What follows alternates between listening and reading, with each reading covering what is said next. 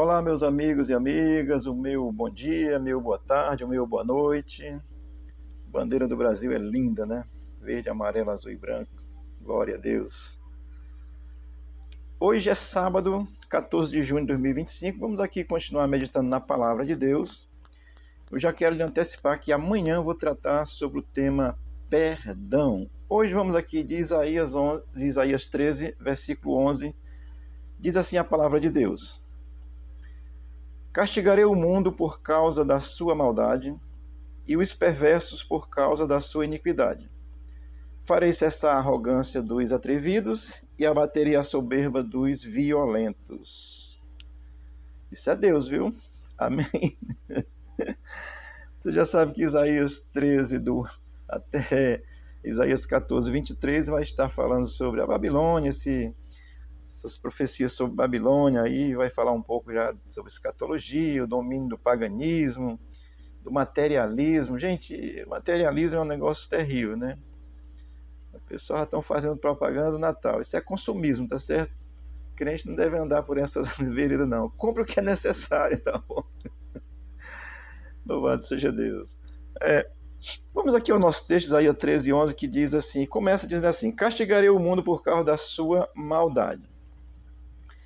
O profeta ele continua revelando o castigo que viria sobre a Babilônia, tá certo? O contexto é esse, ele está profetizando, e anos depois ele profetizou em torno de 700 anos antes de Cristo. O castigo da Babilônia só veio a partir de 539 a.C., tá certo? Então, ele está profetizando esse castigo que vem sobre a Babilônia nesse contexto. É interessante que ele diz: castigarei o mundo. Essa expressão, ela me leva a compreender que esse castigo aqui também está expressado já para o mundo inteiro. Por que eu digo isso? Porque naquela ocasião, naquele contexto, Babilônia foi destruída. Mas assim, o mundo inteiro em si não foi afetado, a vida humana inteira não foi afetada. Babilônia foi destruída, está lá o Iraque, está reconstruindo algumas coisas, monumentos para dar para visita, né, e tal, mas foi destruída, tá certo? Então, eu quero entender que esse castigarei o mundo aponta para o reino de Cristo, o juízo final que Cristo vai trazer sobre a terra. Amém? Porque Deus vai trazer esse castigo sobre a terra. Eu vou ler aqui Mateus 24, 12, que diz assim: devido ao aumento da maldade, o amor de muitos esfriará. Olha, a maldade na Babilônia era um negócio terrível. Era eles e o resto.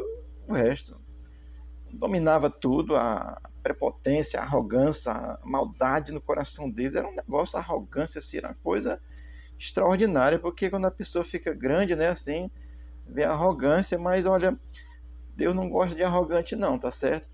Não é o coitadinho não, mas é ser arrogante, ignorar a existência de Deus, tá certo? Mas devido à maldade, assim, no coração aumentar, né, o amor de Deus esfria no coração da pessoa. Hoje a gente vê aí uma coisa assim terrível na televisão, a gente nem se escandaliza mais, né? Assim, estupro de vulnerável, né, de criança, mas isso me dá uma ojeriza no coração e muitas outras coisas, como são feitas de formas covardes, tá certo? E por esse amor de Deus esfriar, a pessoa vai perdendo a humanidade, vai substituindo a humanidade por outras coisas, bebê reborn, substitui pelas drogas, não sei o que, por isso, por aquilo. Então, Deus vai ficando de lado, esqueceu-se de Deus, não tem o amor de Deus, não busca, não crê, não busca nem entender. Babilônia vivia esse contexto e foi destruída. Então eu entendo que esse mundo que será afetado futuramente é na vinda de Cristo no seu reino, tá certo? O amor de Deus hoje está esfriando no coração de muita gente.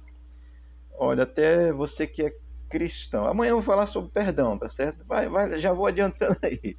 Se você não consegue amar seu inimigo, você precisa se converter melhor. Mas amanhã eu explico isso melhor, tá certo? Aí vamos aqui, o versículo continua dizendo assim: e os perversos por causa da sua iniquidade. Olha, ele vai destruir a maldade do mundo e os perversos por causa da sua iniquidade. Maldade e iniquidade é pecado, despecado, tá certo? Então aqui Deus está declarando que esse mundo a ser destruído ele não é o mundo em si, mas é o mundo de perversidade, é o mundo de maldade, o mundo de arrogância. Esse mundo vai ser destruído.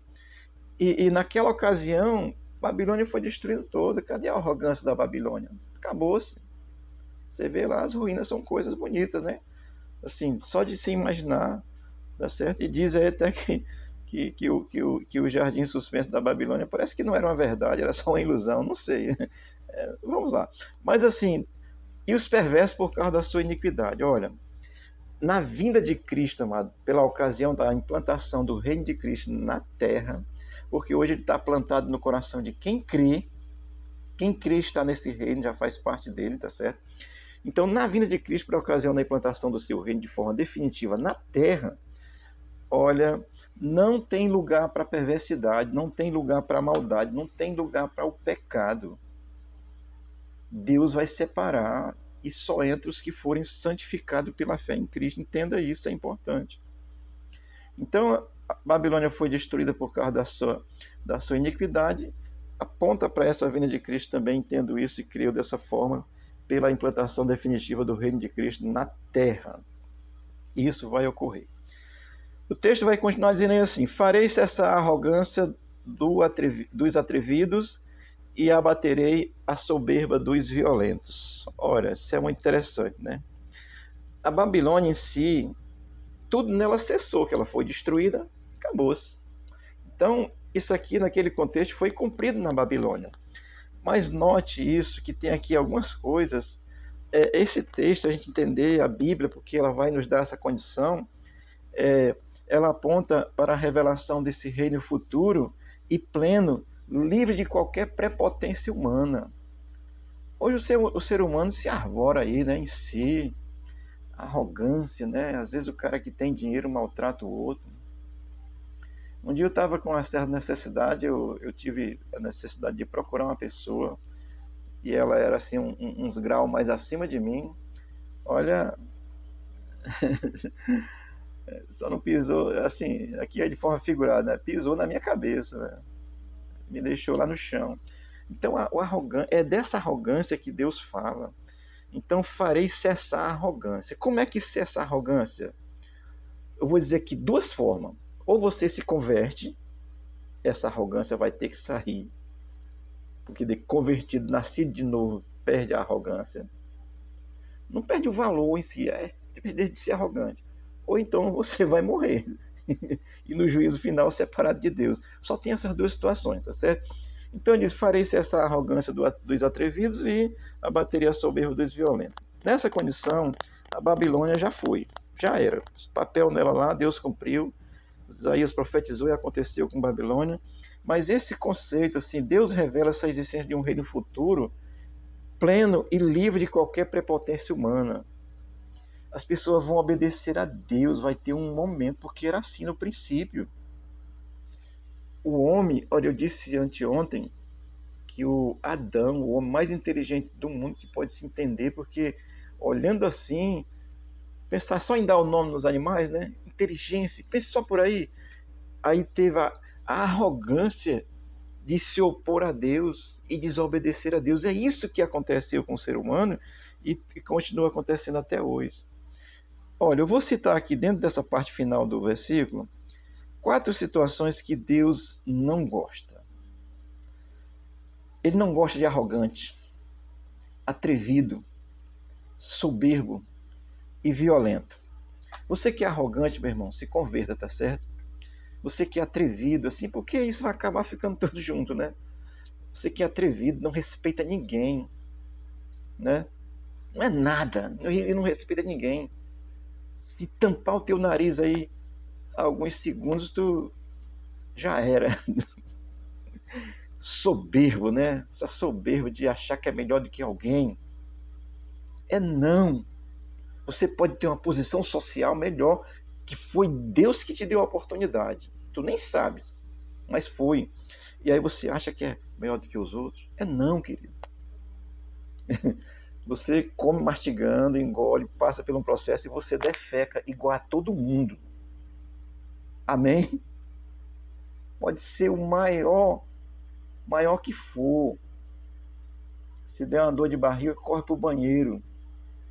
Você está entendendo a sua arrogância, a sua soberba, a sua prepotência, o seu atrevimento, a sua violência que não respeita os outros, com a arma na mão, bichão. Aliás, tem arma hoje que é uma caneta, né? Arrogância, prepotência, soberba, violência, isso, olha, Deus vai julgar isso. Eu estou trazendo essa palavra, Isaías nos remete a essa condição. O que ele falou da Babilônia? Ele falou antes, pelo menos uns 200 anos antes aí, e aconteceu literalmente como Deus revelou, certo? Há um conceito que o mundo de perversidade, de pecado, é chamado de Babilônia, essa confusão de pecado que está no mundo. O certo parece errado, o errado fica como certo. Essa mudança de coisa, né? Então, tudo isso, meu querido, é por causa de se esquecer de Deus e viver seu próprio ego, a sua própria vontade. Deus terá um castigo sobre isso. Enquanto você está vivo, você tem a oportunidade de crer em Jesus, se arrepender e você será livre dessa coisa. Porque você vai entender. Ah, pastor André, você nunca tratou mal ninguém? Trato às vezes. Sabe por quê? Porque existe uma natureza humana.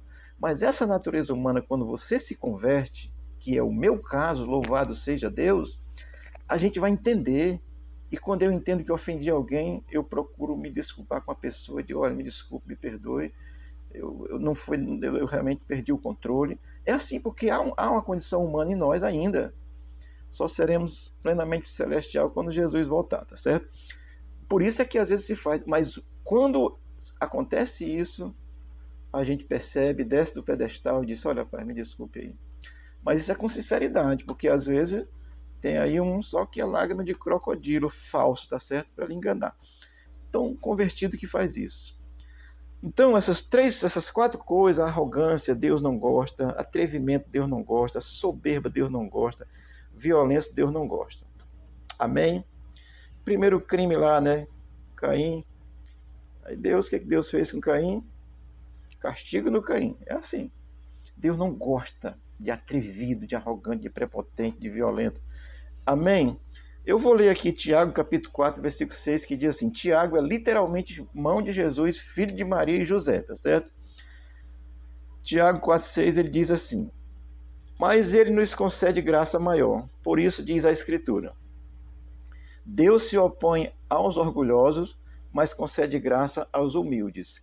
Essa humildade é ter a condição de entender que existe um Deus e você crer nele, você ter a humildade em si de reconhecer Deus, né, como Senhor da sua vida através de Jesus Cristo. Essa humildade nesse sentido, tá certo? E aí, quando precisar ser duro, nós somos duros, mas sem ferir, sem magoar, sem ser covarde, tá certo? Porque o convertido, ele muda, ele não se orgulha em si, muito pelo contrário, essa humildade que nos revela a graça de Deus, que nos conduz por essa graça. Amém?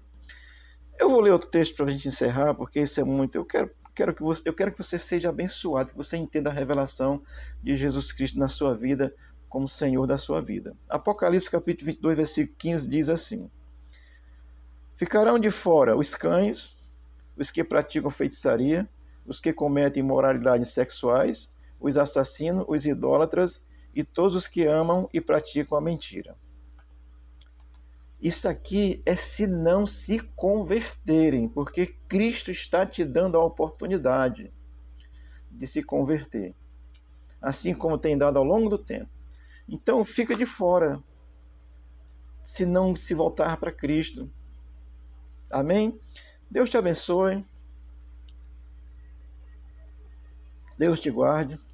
Hoje nós temos aqui um encontro muito gracioso, um louvor aí pela mocidade da nossa região. Vai ser uma coisa gloriosa, esplendorosa, porque jovem tem força e jovem de Deus tem força e graça de Deus. Se você quiser participar, é Rua Guarani, 1938A, a partir das 19h30. Chega às 19 para você não ficar em pé. E as cadeiras podem não dar para todo mundo. Amém, querido? Deus te abençoe. Há um reino celestial que ele é plantado no coração de quem crê. Coração é aqui, é a mente, tá certo? E esse reino vai ser manifesto futuro. Olha, desça do pedestal da sua arrogância, do seu atrevimento, da sua prepotência, da sua idolatria, da sua feitiçaria. creia em Cristo e você terá parte no reino de Deus, porque assim profetizou Isaías e assim Cristo falou, assim o próprio irmão de Jesus falou do texto que eu li aqui para nós. Deus te abençoe e te guarde, te dê um bom sábado, abençoe a tua casa e abençoe o Brasil, abençoe a nossa nação, em nome de Jesus. Amém.